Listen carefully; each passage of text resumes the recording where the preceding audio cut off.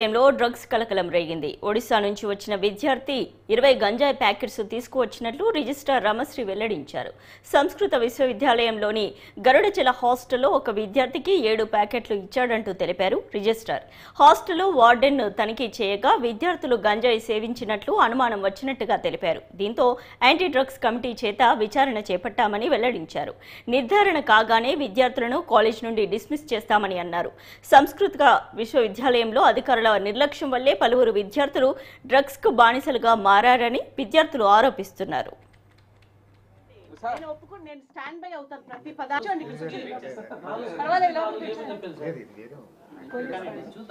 అబ్బాయి ఒక రోజు నాకు ఈ అబ్బాయిని నేను చూడలేదు, కానీ ఒక రోజు ఏం చేశాడంటే ఎగ్జామ్స్ డేట్ పోస్ట్ పోన్ చేయకపోతే నేను ప్రెస్ని పిలుచుకొస్తాను.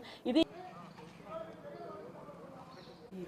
ఇక్కడ గర్ల్స్ బాయ్స్ హాస్టల్స్ వేరువేరుగా ఉన్నాయి. ఒక 7 మంది వార్డెన్స్ ఉన్నారు, ఒక చీఫ్ వార్డెన్ ఉన్నారు. పిల్లలకి ఇప్పుడు ఎగ్జామ్స్ టైము, చదువుకుంటూ ఉన్నారు. ఈ మధ్యలో ఒక అబ్బాయి ఎగ్జామ్స్ ఫియర్కి భయపడి వెళ్ళిపోయాడు. దీంట్లో ఉన్నాం మేము, ఆ పిల్లవాడిని వెతుకుతా 2 రోజులు ఉన్నాము. అప్పుడు ఏమని తెలిసిందంటే ఒక అబ్బాయి ఒరిస్సా నుండి వచ్చాడు. ఈ నెల 2వ తేదీ ట్రైన్ నుండి వచ్చాడంట. వాళ్ళ ఊరిలో ఒక అడ్రస్ కూడా అడుగుతూ ఉన్నాం మేము. ఇప్పుడు ఎంక్వైరీ చేస్తుండగా మీరు వచ్చేసారు. దాచిపెట్టాలని కానీ మేమే వాళ్ళని ప్రోత్సహిస్తున్నట్టు ఎక్కడా లేదు. దానివల్ల మాకు వచ్చే లాభము లేదు. ఆ అబ్బాయి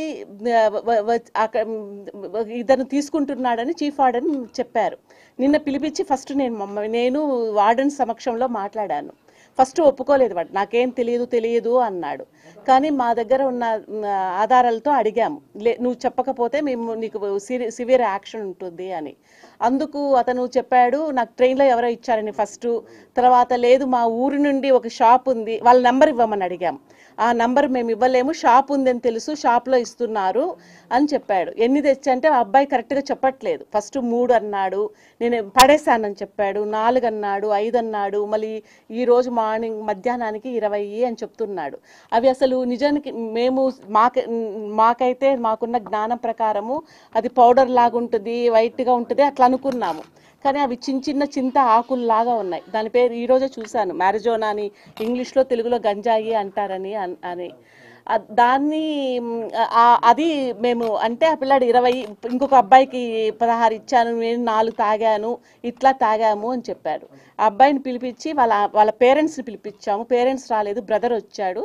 బ్రదర్తో మేము మాట్లాడుతుండగా మీకు తెలిసింది ఇక్కడ